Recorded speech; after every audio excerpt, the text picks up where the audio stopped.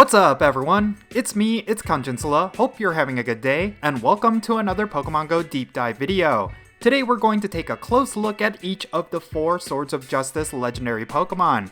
Each of them have unique qualities that are great for specific areas of Pokemon GO. I'm going to be talking about what they are in this video, so let's roll the intro and get right into it.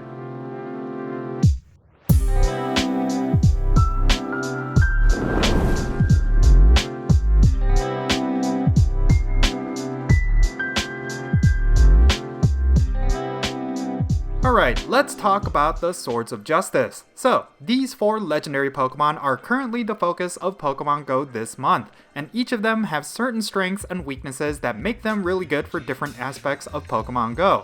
One in particular is really good for raids, while the others are good for the GO Battle League.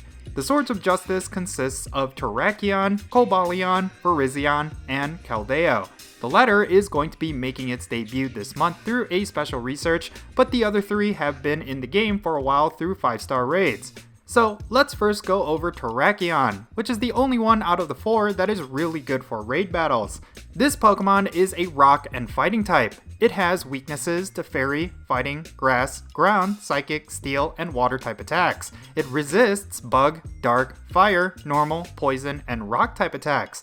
As you can see, it has quite a lot of type weaknesses compared to resistances, thus it is going to struggle quite a bit in the GO Battle League. The base stats of this Pokemon don't support PvP as well, but rather seem geared more towards raiding. It has a base attack stat of 260, a base defense stat of 192, and a base stamina stat of 209. These stats are pretty good for raid battles. Terrakion has a decently high attack stat with enough defense and stamina to allow it to last longer in battle. This is further supported by its moves. Terrakion can come with the fast attack Smackdown, Zen Headbutt, and Double Kick. It can have the charge attacks Close Combat, Earthquake, Rock Slide, and Sacred Sword, which you can only get with an Elite Charge TM. The most ideal moveset is going to depend on what raid boss you're going to use Terrakion for. At the very least, you should go with the charge attacks Rock Slide and Sacred Sword, but the fast attacks will depend on the raid boss's weaknesses. If it is weak against rock types, go with Smackdown. If it is weak against fighting, go with Double Kick. By default, you should go with Smackdown, as Terrakion is going to be much more useful as a rock type raid attacker, whereas with fighting types, there are already a ton of really good ones available that will edge out Terrakion in terms of total damage output. Next, let's talk about the second Swords of Justice Pokemon I wanted to talk about, and it is Cobalion. There are noticeable differences between this Pokemon and Terrakion. While the latter is built more for raids instead of PvP, Cobalion is the exact opposite. This Pokemon has a type combination of Steel and Fighting. These actually synergize really well for battling, as there are very few weaknesses, but a plethora of resistances. Cobalion is only weak against Fighting, Fire, and Ground types. It has a double resistance to Bug, Poison, and Rock types, and a regular resistance to Dark, Dragon, Grass, Ice, Normal, and Steel type attacks. Among all of the Swords of Justice, Cobalion has the most resistances and the least amount of weaknesses. This makes this Pokemon extremely difficult to counter, thus it is primed and ready to dominate the GO Battle League. The base stats support this notion as well. It comes with a decent base attack stat of 192, a really good defense stat of 229, and a stamina stat of 209. These stats are perfect for the GO Battle League, yet they are on the weaker side when it comes to raids. This is because of its lower than ideal attack stat, but the much higher defense stat compounded with the high amount of resistances makes this Pokemon one of the toughest and bulkiest in the GO Battle League. Speaking of which, the rank 1 perfect IVs for the Ultra League is going to be 1 attack, 15 defense, and 12 stamina. In order to get these IVs, you will need to trade for this Pokemon from a non-lucky friend who is below Great Friends. This is insanely difficult to pull off, as you will pretty much have to roll the dice with players whom you never leveled up a friendship with. You don't necessarily have to worry about the Great League, because Cobalion would have to be too low of a level in order to qualify, even with the lowest IVs. And when it comes to the Master League, the stats are just a bit too low for this Pokemon to make any significant impact. The Ultra League is where this Pokemon will be the most useful. In the Season 13 Ultra League meta, Cobalion comes in at rank 3. It has key wins against Walrein, Galarian Stunfisk, Alolan Muck, Talonflame, and Obstagoon. Most of these are high ranked in the meta, and commonly appear in Ultra League battles. Now in terms of the moves that you should go with, PvPoke.com suggests giving Cobalion Double Kick as its fast attack, and Stone Edge and Sacred Sword as its charge attacks. Some would argue that Iron Head would be a better choice because of the same type attack bonus. However, you are going to get way more type coverage with Stone Edge, especially now after Wing Attack got buffed.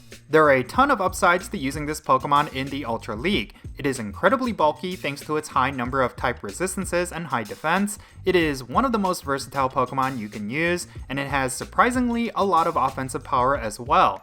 Now, Cobalion isn't the only Swords of Justice that is built for the Ultra League. Next up, let's talk about Virizion. This Pokemon is also ranked pretty high in the Ultra League, although it did fall off quite a bit in Season 13 after Wing Attack got buffed. Since Virizion has a double weakness to flying types, it is not going to be as powerful as it was in Season 12.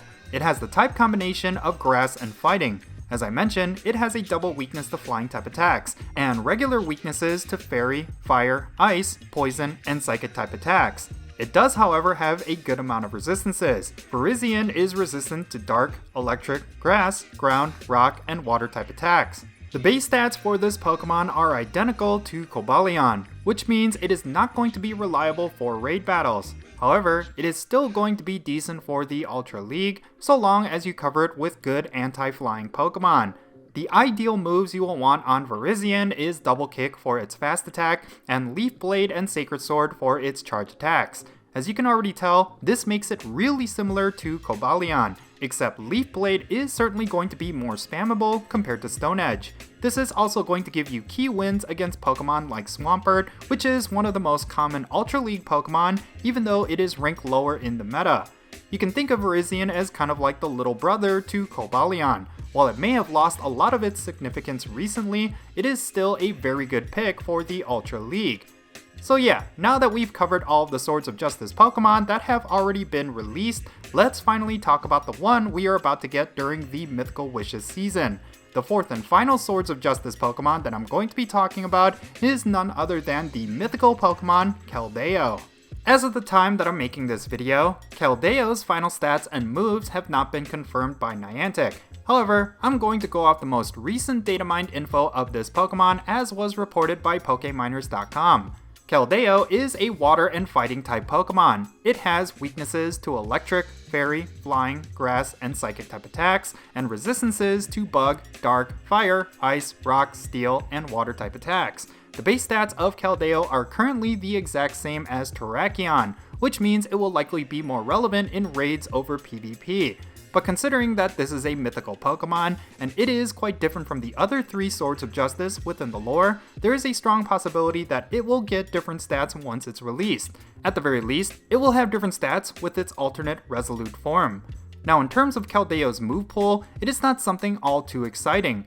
Rather, it seems quite basic for both water and fighting types. The moves that I would go with on Keldeo include Low Kick as its fast attack, and Close Combat and Hydro Pump as its charge attacks. These moves make Keldeo a fairly middle-of-the-pack fighting type raid attacker, and it's not going to outdo the top water types since it lacks a water fast attack. Interestingly, Keldeo would be the second best fighting type Pokemon in the game if it were to ever get Sacred Sword. It would fall behind Lucario in terms of DPS, but it would edge out both Machamp and Conkeldurr. However, I don't think this move will be available to Keldeo anytime soon, so we can only speculate at this point. I'm curious to see how Niantic will handle Keldeo's release into the game after this special research comes out. This Pokemon is seemingly going to be a one and done, like most other mythicals in the game. I do hope they end up bringing it as an elite raid at least, because getting a 100% IV of this Pokemon would be pretty cool. But for now, you will be able to get at least one Keldeo through a special research story later this month. Do look forward to that, because this Pokemon could have big implications in the future once Sacred Sword becomes available to it. So yeah, in conclusion, you got two Swords of Justice Pokemon that are good for PvP, one Swords of Justice Pokemon that is stellar for raids, and one that is coming out with future implications. Overall, these Pokemon are fairly useful, especially when compared to other legendary groups. Hopefully, you'll be able to get good ones during this month, because we don't know when they will ever return. But yeah, with that said, that's going to be it for this video. Leave your thoughts regarding the Swords of Justice Pokemon in the comments down below, and let's have a great discussion. And if you ended up enjoying this video, be sure to hit that like button and subscribe if it's your first time here, and don't forget that little bell so you can stay up to date on whenever I upload videos. And I want to give a quick shout out to my patrons on Patreon. You make this channel content possible. If you want to support my channel in any way, big or small, then be sure to check out the links in the description below. For all my patrons, they get a permanent spot on my in-game friends list. So if you want to interact with me in some way, like with remote raids, then do consider becoming a patron on my Patreon. But yeah, that's going to be it. I'm Count Jinsula. Be safe, have fun, love yourself, and I'll catch you all later.